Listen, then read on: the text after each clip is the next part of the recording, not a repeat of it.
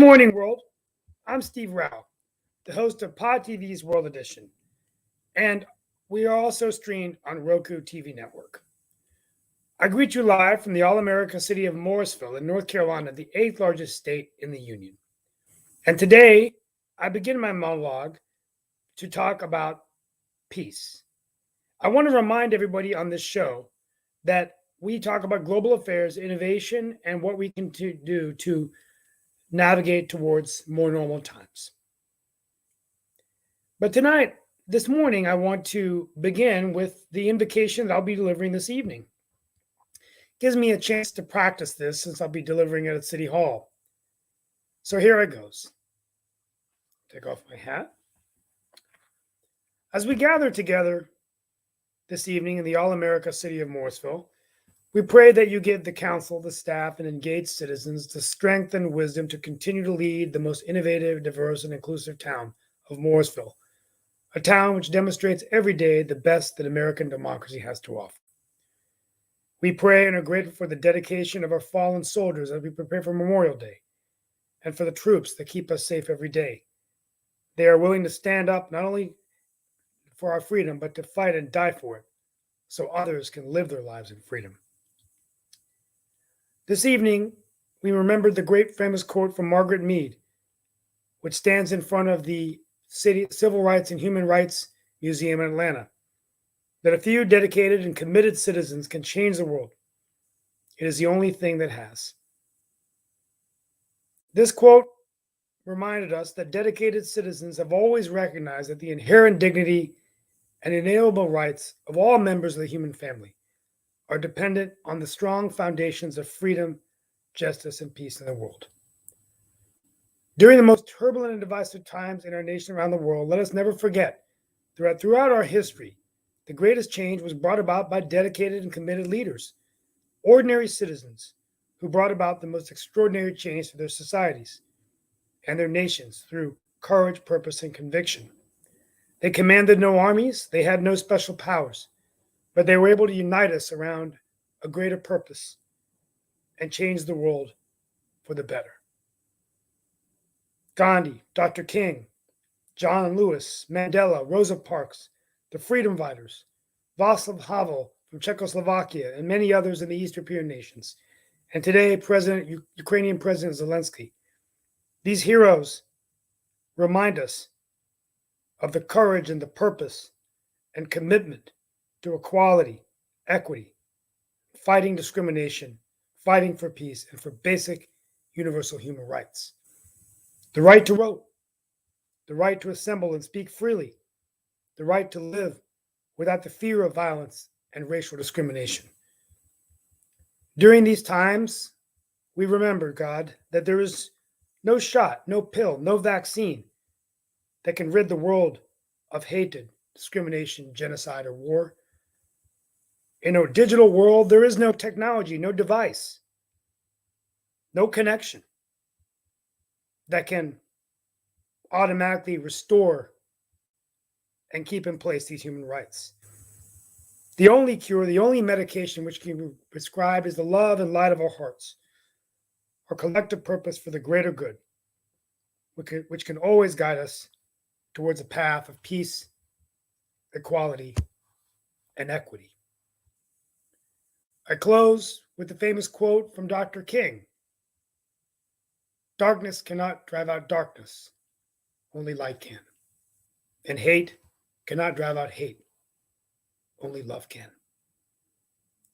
Let us see more light. Let us see more love. We pray for Ukraine.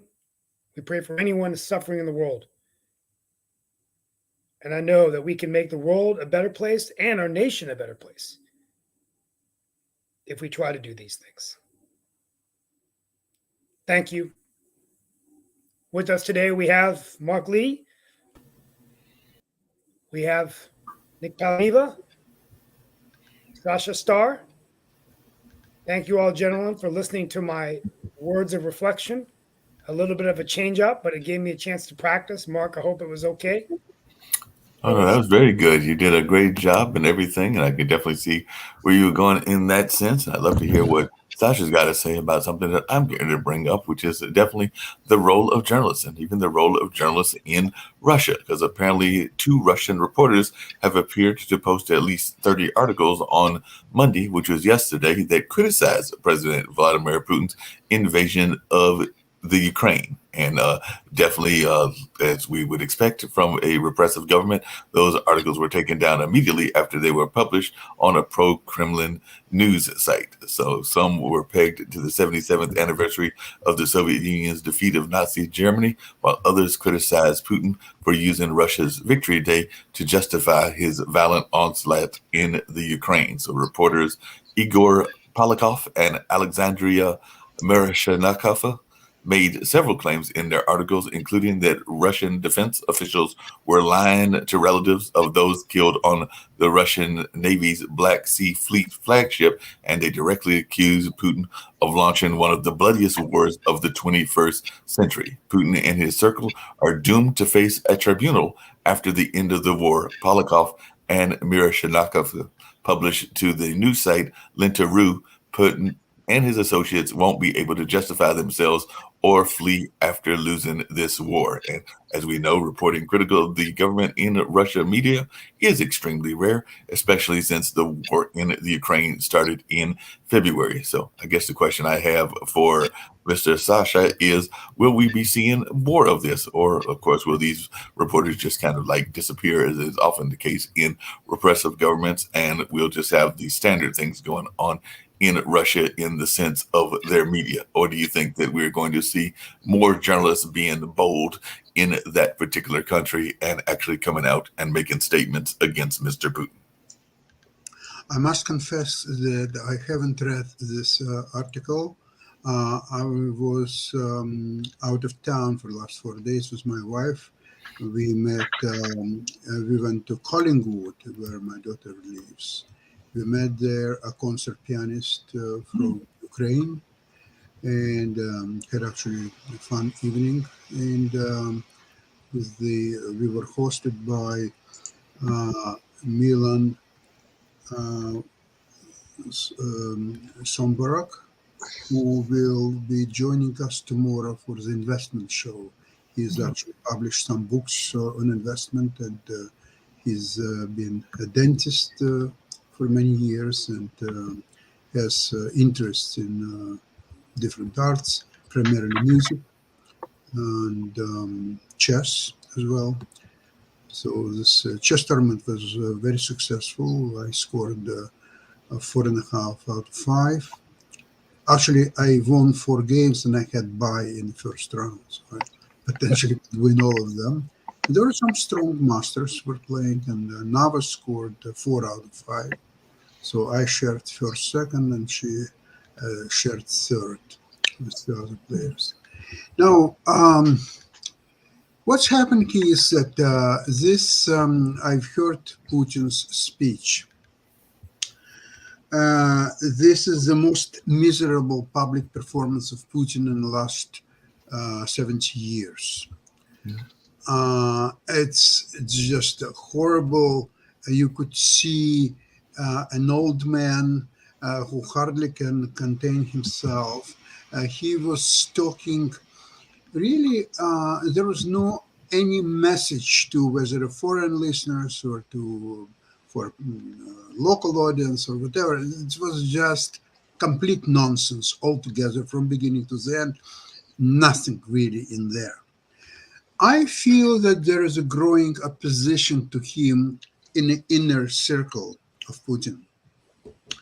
See, what's happened is that Putin, many years ago, he's privatized the Victory Day, so-called Victory Day, where Russia supposedly celebrates defeat of Germany, which happened to be, as we know, on 8th of May. It was already late at night, so it was already technically 9th of May. So that's why Russians celebrate May 9th. Also, they want to sort of separate a victory of all the US and some allies, with a victory solely by Russia. On May 9th, it was only Russia who defeated Germany. All others defeated it on May 8th, Russia, May 9th. But what's happened? What is the relationship between Putin and the defeat of Germans in Second World War? Putin was not born even at that time. So what he has to do with that? A country which lost 27 million people. A few years ago, 27 million was the population of Canada. So can you imagine that all Canadian population with the kids, older men, and everybody is annihilated, is no longer there. 27 million people. You celebrate a loss of 27 million people? Absolutely not. It's incredible. It's a cruel and unusual punishment. There is hardly any family in Russia that hasn't lost relatives, in most cases close relatives, in this war. So how can you celebrate? How dare you are? In fact, during Stalin's times, there was no celebration. Mm. It was a day where people would commemorate their fallen comrades. And we're going to talk Later about on, they started to celebrate, but that's not a celebration. And and this is a good time to focus on the war, and then we'll go into some other topics. But Sasha, thank you for that. I mean, I think there was no mention of anything that they were winning the war, declaring victory. President Zelensky, did mention that his atrocities are as bad as Hitler's, and basically they're continuing to. Let me just read a couple of things that are going on. We'll start with Sasha. Basically, Ukrainians' counteroffensive in the east has forced Russian forces to redeploy, and they're launching missile strikes in Odessa. President Biden's agreeing to send weapons to Ukraine more quickly. But I mean, this is a guy, I think, Sasha, that definitely seems to be weakening in terms of just others, I think, maybe not believing in him as much the longer this war wages on. And I tell you, I'm really I just am so passionate about the people of Ukraine now, because they have really surprised all of us with how hard they're fighting. Sasha, don't you think that's the game changer here? That that they just haven't kind of gone away like the Afghan rebels did. Even though the Taliban was there, right? Do you think that's the one thing, is that that the Ukrainians were just fighting harder than Putin thought they were going to fight? Absolutely, that's correct. And as much as you admire the fighting spirit and skills of Ukrainians, you must admit also something new comes into play. Don't forget that the West, and primarily the United States, sent to Ukraine new artillery systems that can shoot at up to 60 kilometers, while Russians can shoot only 30 to 40 kilometers. So now it comes to a simple math. So if you get on a distance of 60 kilometers, you can unpunishedly destroy the enemy's positions, and the enemy, they have nothing to do to defend that, because their range is only 30 to 40 kilometers, and here is a range of 60 kilometers. It's a very simple math. You don't need to be genius. You just say, oh, okay, so this is 60 kilometers, and this is 40 kilometers. Oh, I see now. So the Russians are doomed. They have to now, I even don't know what to do to get away 70 kilometers. So Ukrainians will move ahead another 10 kilometers. Okay, same story. Okay, Russians have to move even farther, 10, 20 kilometers. So Ukrainians will move ahead 10, 20 kilometers. So that's the end. The end of story. It's just a checkmate in 2 moves. Check, you play with your king to another square, and then here comes checkmate. Right. Then right. You might as well resign, not waiting for actual checkmate. So, it sounds like it should be checkmate. And I know that Nick is into chess and everything, but he's also been a student of the media, our media, as well as world media. So I was just wondering, do you think, Nick, that this war is going to end very shortly, or are we going to be in for a long haul for the rest of the year? And were you surprised? Because actually, like I said, that was on CNN, and I think others are going to start coming out as well, that we're starting to hear some voices of dissent from the Russian media. Yeah. The thing is, the Russian media being dissent inside of Russia is very surprising because, as you know, they have severe penalties for people who speak up against this.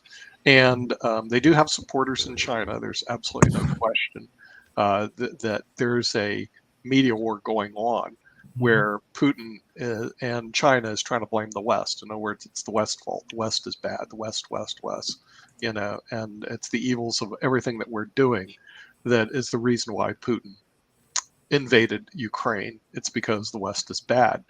However, that doesn't comport with reality. The reality is Ukrainians don't want the Russians in their house. Right. And so the thing is, and here's more reality. We're sending reality to the Russians. Even though we're not technically in war with Russia, we're sending the Ukrainians all of our toys and our technology that we spend, Mark, trillions of dollars on. Not per year, but our budget is close to $1 trillion a year for our military. And so what happens is, and it's dwarfs Russia, China combined. In other words, all the other military combined, Sasha. We spend more on these toys. We got all sorts of gizmos we send over.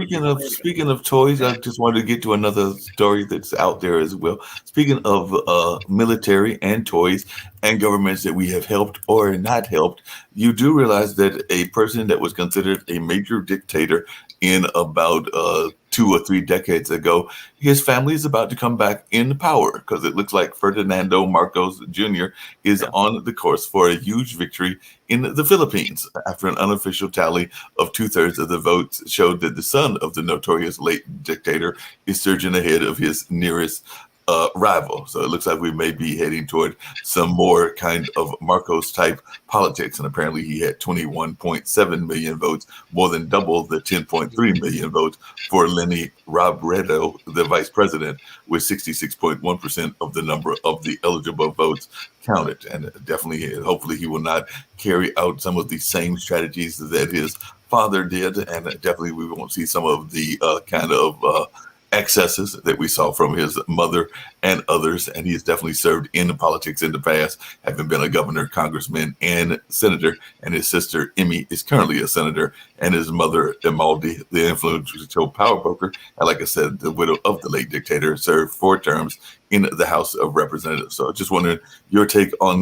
that, Nick, as that is somebody that we remember definitely supporting in our kind of efforts to deal with democracy in various parts of the world. And then, it came out that they were being a little bit repressive in their own government and with their own ways. So like I said, hopefully this particular son will not inherit the ways of his dad, but only time will tell. But I was wondering your thoughts of the fact that they even looks like they're heading to a victory some 36 years after they're being ousted from the office in a quote unquote people power revolution, and then his family going into exile.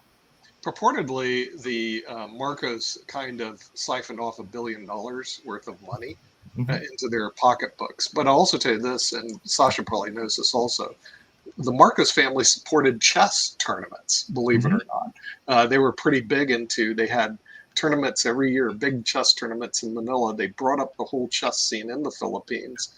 And the Philippines actually produced a lot of good chess players. So even though they did take money, maybe because we don't get the true picture, the Marcos family did support the chess scene. And in the Philippines, the ones that come here in the United States, they send over a lot of good chess players. I think even Wesley So was from the Philippines, Sasha, if I'm not mistaken. Absolutely. And not only that, there was discussion, very serious discussions at one point about world championship match between Karpov and Fischer with the prize fund of $5 million. It unfortunately it hasn't happened, but they were very close to that. So the thing is, interesting match. Yeah, they actually set up a whole series of chess tournaments there when Marcos was in power. When he left power, then I don't even know what happened next. It basically fell off the chess map, so I didn't see much about the Philippines. So the real question is the next generation. Are they going to be good or bad? Right. I don't know. Mark. I mean, that's a good question. What is he going to do? I have no idea. Well, it's up to Philippine people to elect the right leader, I guess. Right. Yeah. So Our responsibility. Yeah. But and we'll just have to see what this, because when Kim Jong-un took over, you thought, well, the next generation is going to be a little bit more encompassing, and he turned out to be a thug. In other words, the sun thug. So, well, this guy is going to be enlightened or he's going to be in darkness. Who knows? We'll just have to remain to be seen. Speaking of to become president of Philippines, I think would need Trump's endorsement, I guess. Yeah, well, it seems like you need a lot of endorsements just to get offices and everything, because apparently even here in the United States, they're trying to figure out Trump's hold on the GOP, and apparently it's facing a test in Nebraska, of all places, because apparently Trump has endorsed one candidate, and we're going to see whether that candidate wins or not. And definitely sounds like he has definitely got some stronghold on the political landscape, and who knows, maybe he's going to be president again in 2024. But Steve, what's your take on some of these candidates around the country, not just here in the United States, but Nebraska and other places, definitely going to the former president and looking for his endorsement and all along those lines, because apparently the candidate that he is backing for governor has been accused of evilly, like, being involved in sexual assault and things along those lines. So he is picking a business man, which doesn't surprise me because he is a businessman himself. So he is backing cattle producer and businessman Charles Herbster. But definitely it'll be interesting to see what goes on in that race, as he had some of those kind of accusations himself when he was running for office. But what do you think about this kind of stronghold that Mr. Trump seems to have on the Republican Party? He has a stronghold not only on the Republican Party, but all over the world. I think the only president who was elected without any Trump's involvement was Vladimir Zelensky. He's the only one that I know of. All others definitely had to get his approval. But seriously speaking, if you compare Putin's speech, okay, it was a public speech. It was really Putin. We all think, hopefully, it was real Putin. Now compare that to public many speeches lately, especially since the war started, of Zelensky and some of his staff. Primarily, there is one guy by the name Aristovich. He's a chief of staff of Zelensky's cabinet. If you compare just those two, but there are many more, but these two at least are more or less known. Of course, Zelensky is known everywhere now. Aristovich, to some people who follow that, they probably know whom I'm talking about. Their vocabulary, their way of delivery is so different from Putin's emotionless, meaningless, and it's sometimes you even think, is that a live person? Is it really one who is ruling the largest country in the world? And that's what he's talking. And it's, and as we're saying all of this, and this is a good shift to two other topics I want to talk today. First of all, we continue to see grocery prices significantly rising. Gas prices continue to go up. Inflation isn't going away. So as we continue to navigate this war, and that is probably going on in Canada, but we're seeing this in the U.S., Sasha, things are getting tough out there. Housing prices skyrocketing. And we can't find enough people to go do the jobs that we need done, whether it's in retail, whether it's in the technology space. And then you add on top of that in America political division and disruption, the likes of which we've never seen, whether it's on guns and abortion. And I think that's a second topic I want to talk about, which Yeah. I think Nick Paudiva made a wonderful point at the last show that we did, that no ad that we're seeing right now on television is talking about the jobs, is talking about the innovation, is talking about what we're going to do to build a better country. It's about guns. It's about abortion. It's about whether Donald Trump endorsed you or Donald Trump didn't endorse you. And I just don't understand how this can continue. And it's almost as if they're raising millions of dollars, billions of dollars, right? So, gentlemen, what's going on in I mean, I'm giving you a lot to throw out, but just want to get your insights about the rising prices, and then Well, also, let me add one more to what you said, because you actually said you were going to passively mention that and everything. And I know that Nick has brought it up as well in some other past shows. But, I think it was last week that Dr. Fauci said that we are out of the pandemic phase of COVID-19. And definitely he said that we're at the low level right now. So if you're saying, are we out of the pandemic phase in the country? We are. That is what he said, and all of that. And he definitely said that we are in a transitional phase, but we still have a lot of reported cases. I think the U.S. is recording about 50,000 COVID cases and roughly 300 deaths per day. So is that really getting out, or do you need a different kind of metrics to truly be out and all of that? Or is part of the saying that we're out also because we're around election time? Because we do know that sometimes people will say things in order to appeal to a certain crowd and in order to win a certain kind of vote. So how much of this being out of COVID is actually us being out of COVID, and how much of it is wishful thinking, and how much of it is us actually being out? Because yes, quite a few people have got the vaccine. I think we did get to that 60 or 70% mark that they said that they wanted to get to in order to have herd immunity, but there are breakthrough cases. There are new variants. There are parts of the world that are still in lockdown, including our good friends over there in parts of China and all of that. And I think there might even be some in parts of Australia, but I'd have to ask Shaquille about that if he pops back in the next day or two and all along those lines. But is this truly us being out and heading into a thing after a pandemic is an endemic or something along those lines? But is this us truly being out and heading out, and maybe it's just something we're gonna have to live with for the rest of our lives and everything? Or is it actually truly the winding down stage? Or do you think, and I've heard this speculation that some people have said, even in North Carolina, to be prepared for upticks in the summer and the fall. And of course, summer is just around the corner as more and more people get out, more and more people go to places like the beaches and tourism sites and things of that nature. More and more people go to foreign countries and things along those lines. And while I am glad, because I am in the arts, that more and more people are going to concerts and things along those lines, are we opening ourselves up to a second attack? Nick, your thoughts? Oh, well, COVID's not gone away. Okay, deaths yesterday in the United States was 329. If you annualize it, you're talking about like 100,000 plus people dying. It's still a major problem in the United States, and neither party has done a good job of solving it. Now, let's go look at what Steve was talking about. This is what's going on here in the United States right now: guns, abortion, immigration. If you look at any of the candidates, all they do talk about is these three issues.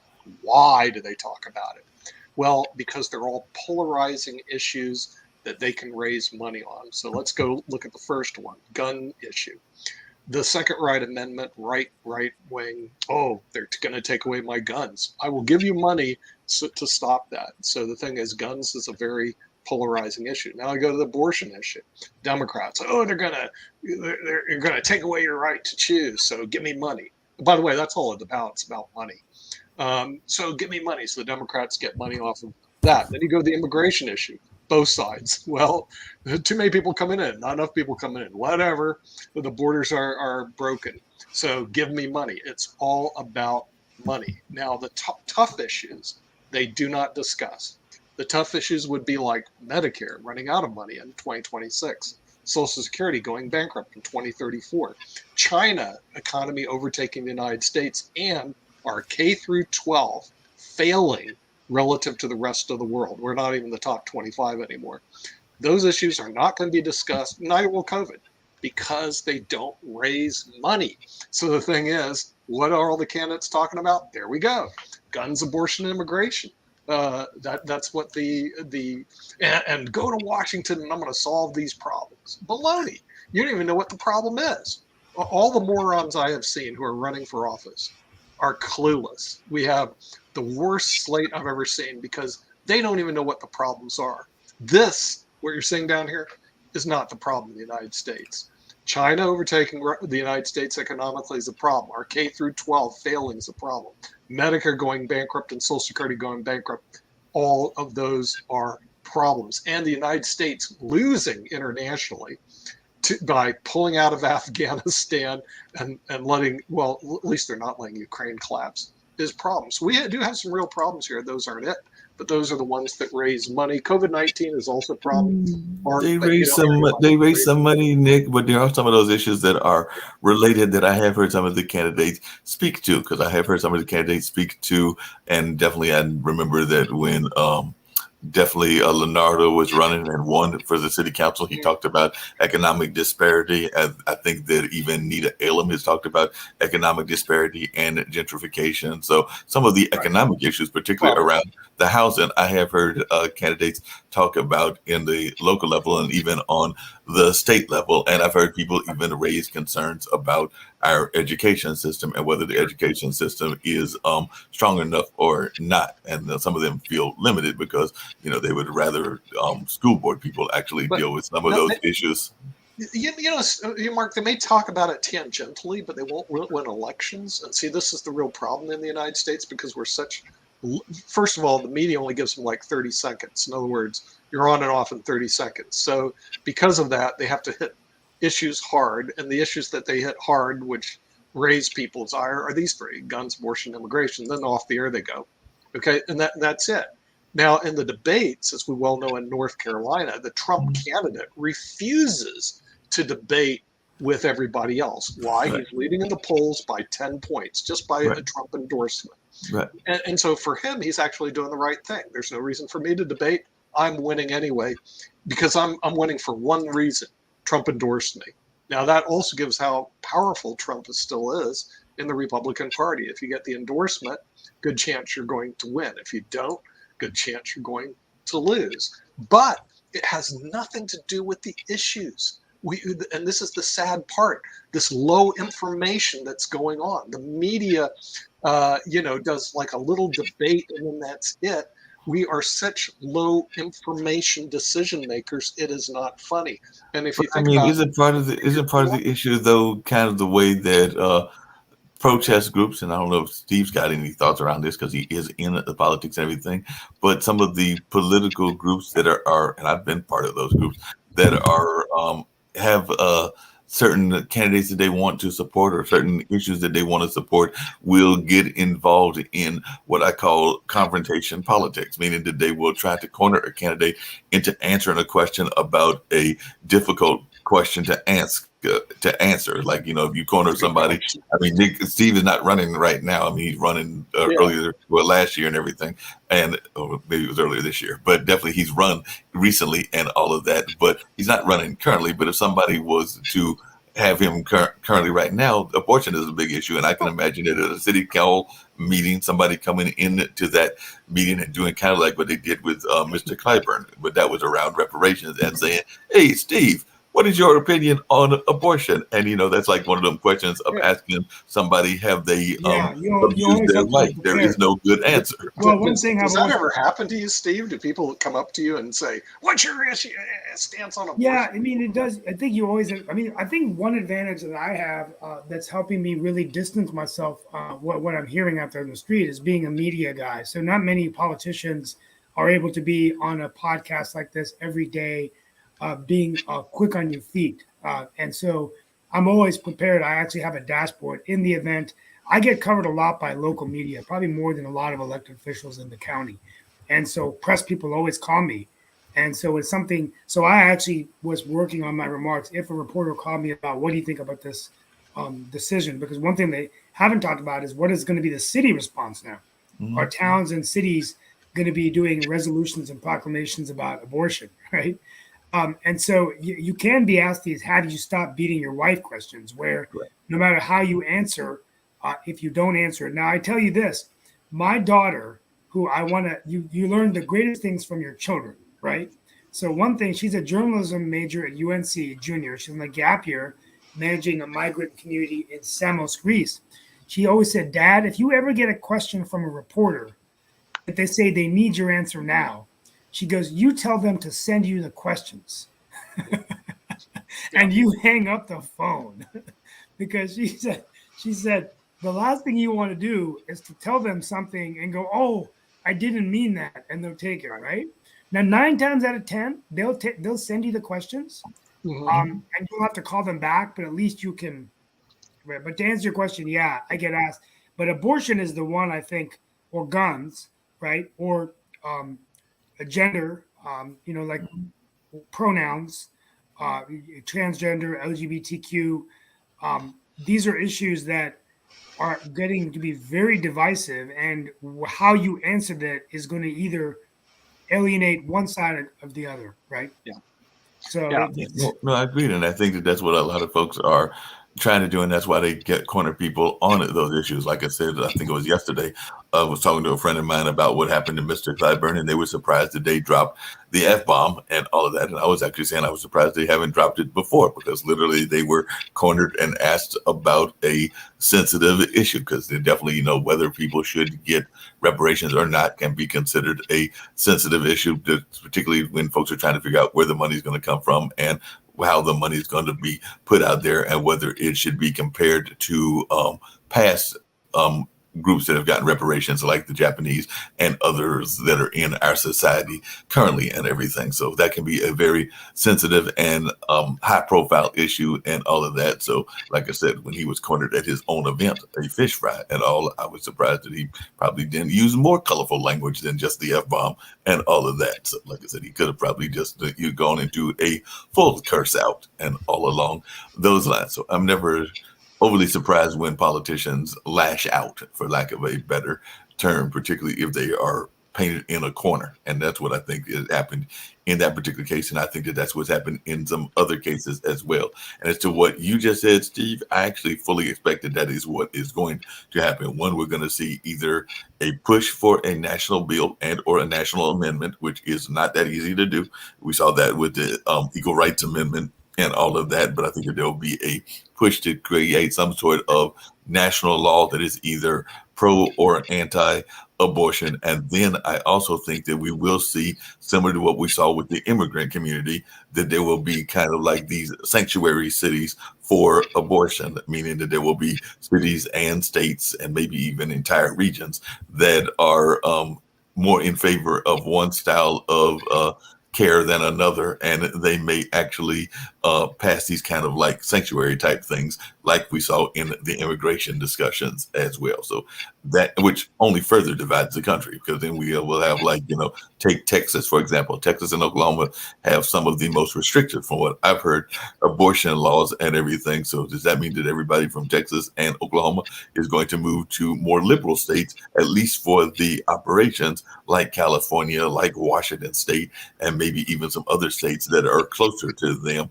and all along those lines? So it sounds like we're heading into a very divided, and have been heading this way for a while. And my mother was talking about this at dinner, a very divided country across these aisles, which is increasing polarization. But I think there's an opportunity for a new kind of candidate to emerge, one that basically says, look, these social issues are important, but in order to keep the trains running on time, in order to keep us getting through these turbulent times, we need to start having these conversations of how we're investing in education. Is our education system flexible enough to keep up with the jobs in the economy?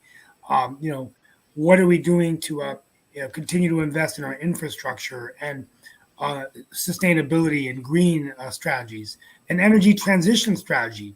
We don't hear a lot of these conversations.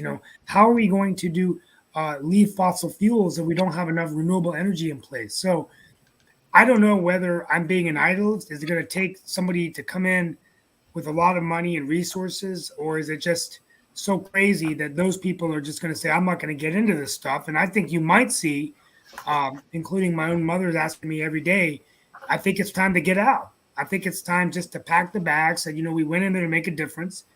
And the longer you stay in, the crazier it's going to get. I don't know whether mom's right or not, but I take a look at the things that we see every day. And I don't know about you guys, but just the last 2 years, I have seen politics get to a level that I've never seen before.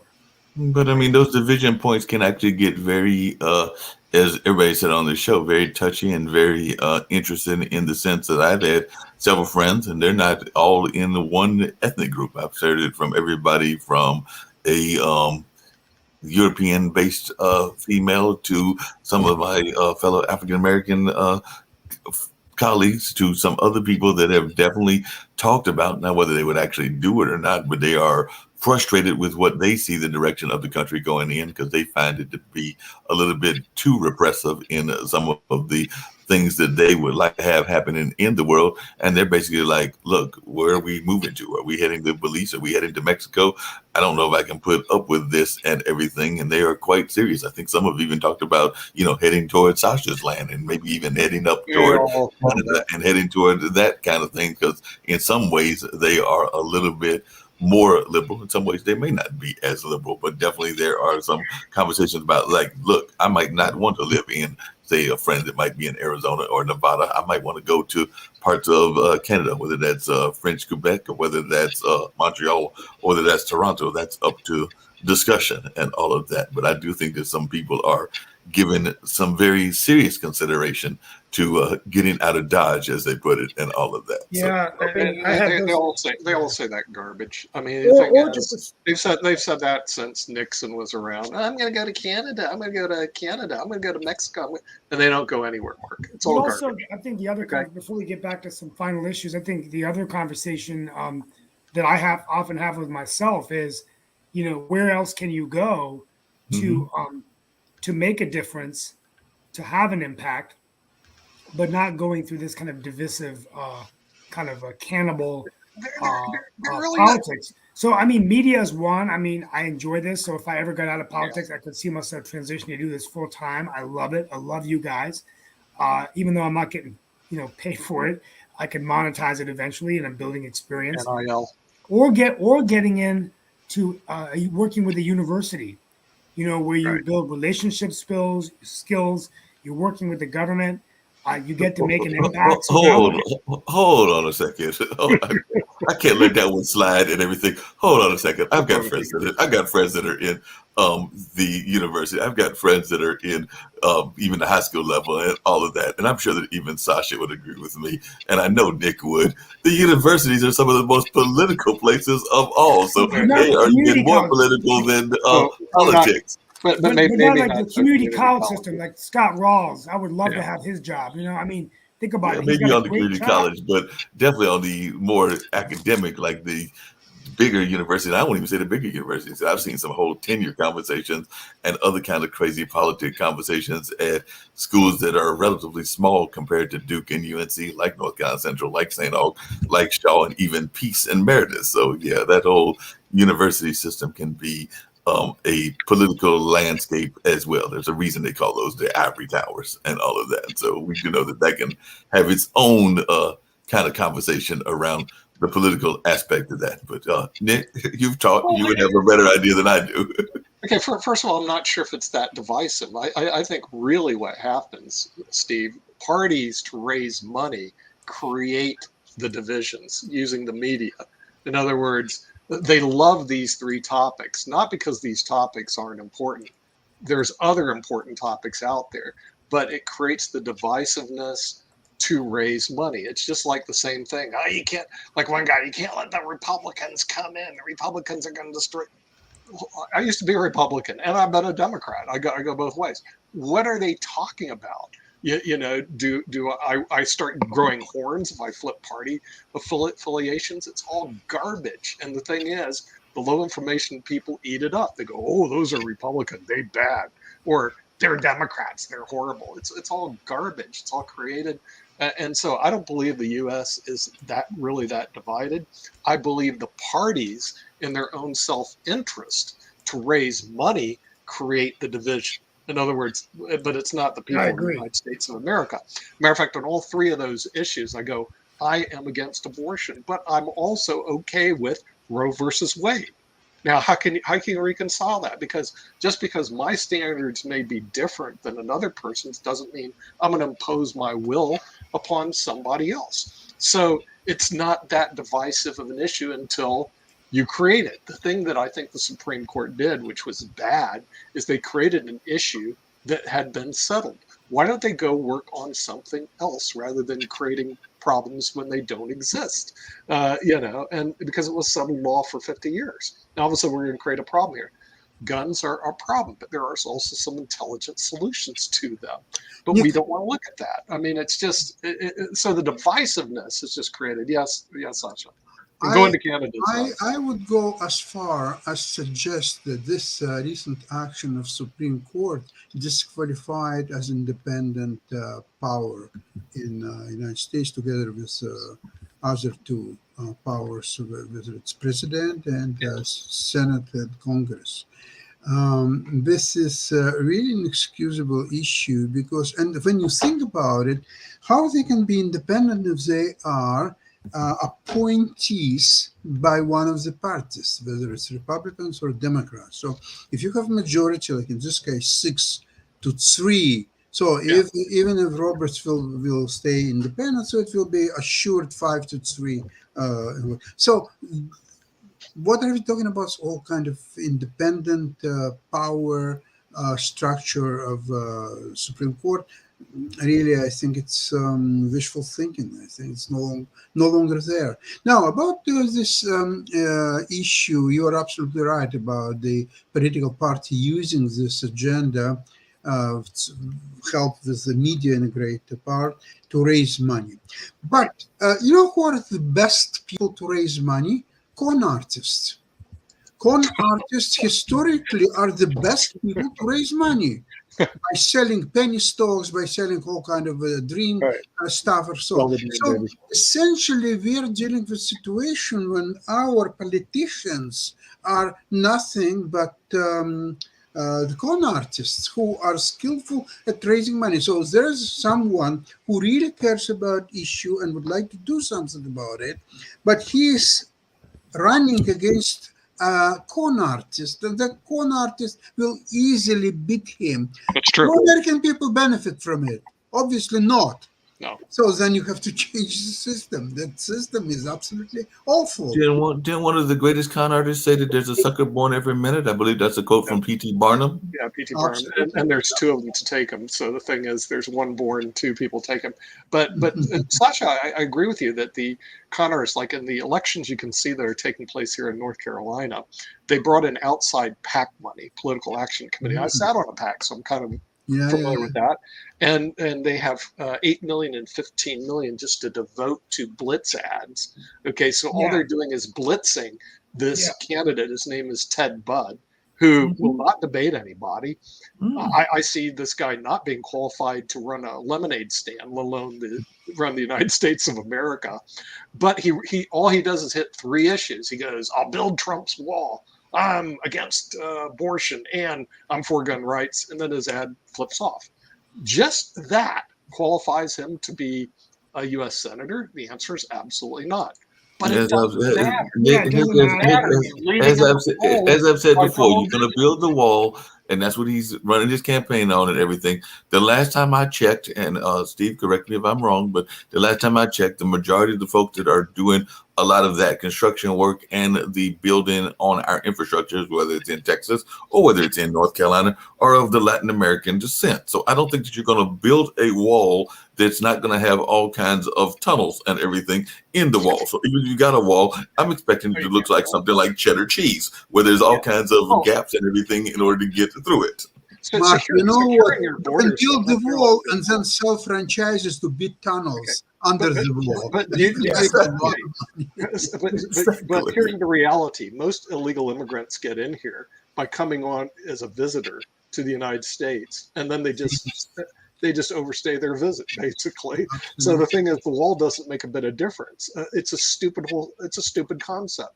securing your borders has nothing to do with the wall. When most people go, I'm coming here to go see Disney World. I'll be back in about 10 days. Then they come in, they're here, and then they don't come back. I mean, Nick, You don't even have to, Nick, you don't even have to do that. How many people come here to get an education and they don't go back after the education? You talked before about the amount of Chinese that are going to Duke, and I guarantee you that quite a few of them have not gone back to China after they've gotten their degree. They go, hey, we kind of like it here. We're just going to stay. What about your visa? What ran out? But so what? Okay, and so the thing is, this whole wall concept has to be redesigned. But see, it would take, you can't do that in a 30-second commercial saying we need to secure our borders and make sure that we solve our immigration problems. But they don't do that. Instead, No, they I'm don't going to build do that. Trump's wall. I'm going to ban abortions. I'm going to make sure everybody has guns. Speaking of gun control, I do want to get to just one other story that was a story that was out there for a while and everything. But I do have a question that comes to gun control. How much are you going to actually believe a criminal and everything? Because apparently, there was those two people that were on the run. One was a inmate, the other was the corrections officer. And apparently, when they caught up with the corrections officer, and the inmate, the correction officer had been shot. And definitely, when they caught up with him, he said, "Please help my wife. She just shot herself in the head." And quote unquote, "I didn't do it." I'm going like, wait a minute. You are a prisoner. You've run off with this woman and everything. And I'm supposed to believe that you didn't pull the trigger. But maybe he did. But I'm because he's trying to say that she shot herself. But I'm going like, I'm not too sure that I'm buying this story. What are you thinking, Nick? You don't know. I mean, the thing is, they're gonna have to have forensic evidence look at this real carefully. But it was a really tragic story because it seems to be, the evidence seemed to lean toward the fact that she basically fell in love with this guy who was indicted for murder. He hadn't been convicted yet, but he's been indicted for murder. I would believe she chose unwisely.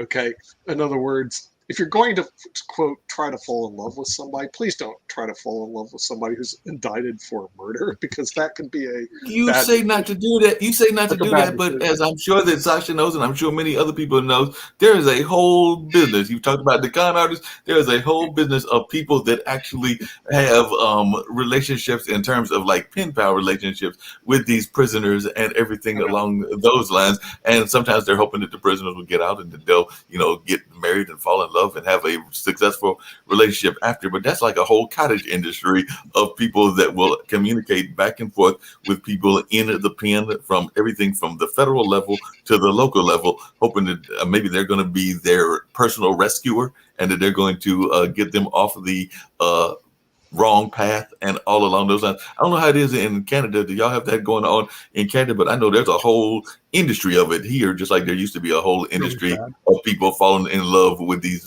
beautiful, and I'm not saying that they weren't beautiful, women from Russia, and they would try to come here because they would say, hey, fall in love with this Russian and she'll come over here and y'all will have a lovely family and all of that. But I do remember that being popular as well. Mark, until this war happened, I thought Ukrainians and Russians were like brothers. In other words, that they were like, it's like saying a person from Texas is going to fight somebody from Oklahoma and go to war with Oklahoma. So until this war happened, I was going, are you kidding me? Russia's going to invade Ukraine. It's like saying Texas is going to invade Oklahoma. That's the stupidest thing I ever heard. But now I know that Ukrainians really don't think themselves to be Russians, and Russians, for some reason, want to dominate the Ukraine, and they're going to use their stupid military to go in and do it. It's one of the dumbest things I've ever seen. It is totally dumb. It is totally dumb. You can only blame Putin because he's an idiot. He's a bloody idiot. He's a total idiot. And I'm personally thinking that some of those Russian girls were actually Ukrainian girls, but I don't know. Maybe Sasha can clarify that for me. All the girls that came over, because the thing is, they're on websites all the time. Oh, date me, I'm Russian. And they show all these beautiful girls in Ukraine and Russia. I'm going like land of milk and honey. Well, they didn't say this is a difference between Ukrainian and Russian. Now all of a sudden he's engaged in some idiotic war.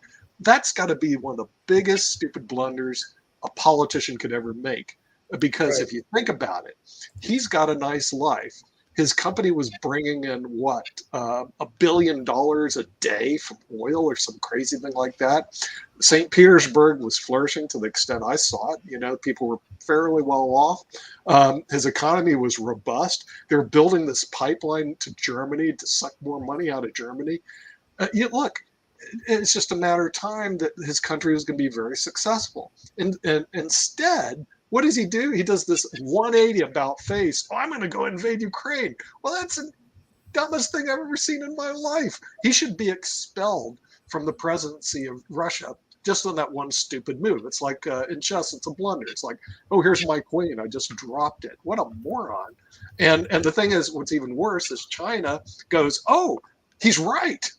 And the Chinese are stupid too. Because you know what's happening? The U.S. is going, really? Okay, we're going to remove 66% of our manufacturing away from China and put it in Mexico and back in the United States. That will really hurt them. No, it's definitely, and everything along those lines. I was actually trying to get ready to bring that up and everything. Three people who died in the Bahamas. Yeah, I was going to say, do you think that that's going to stop or slow down what is a popular tourism community and everything? Because apparently, people from the Bahamas have sent samples to the United States. Yeah, they're trying to keep that. Sandals is trying to keep that quiet because they're like a resort, and not only did they get sick, a lot of people got sick, and 3 people have already died by going to Sandals resorts. Well, okay, think about it. Mark, I'm giving you a free vacation to the Bahamas to Sandals Resort. Would you go? I'm not going right now. No, go now. Of course not. 3 people just died. A bunch of people got sick. Hey, look, that's not a good decision. That would be another poor decision besides. Well, gentlemen, it's time to close out. It's that time. I will be back on Thursday as I will be en route for a trip, but it's been an honor to be a moderator of the show. Today, as we close out, my final take is that we are celebrating this month Asian American and Pacific Islander Month in the United States. And I'll be talking on Thursday about this month, and we will be working, and we a little bit behind, but celebrating some Asian trailblazers in our country and around the world. And I will be doing that on Thursday. That's when my monologue will be. And then I'll be talking on Friday about my sustainability playbook based on Bill Gates' book, How to Avoid a Climate Disaster. My final thought is that in where I live, we are living every day the Asian American story. I could start my day with a South Indian coffee, a dosa or idli. I can listen to South Asian Indian music on radio Naira, which Mark Lee's been on. I can watch cricket on the fields of Church Street Park, and I can end my day with a Bollywood performance or a meditation course at the Hindu Society of North Carolina. All of this through one Asian community, the Indian community. It's hard to believe the transformation they're bringing to our country, even though they're a small percentage. So, and I didn't talk about China and Vietnam and Korea, but I can also have a banh mi sandwich right in the same hand with a pulled pork sandwich right here in North Carolina. From my family to yours, we celebrate our unity and diversity, and I look forward to seeing you all again on Thursday, but Mark Lee will be running the show tomorrow unless I can get there. From our family to yours, be safe, and it's always an honor to be with you and spend this special time with you. Thank you.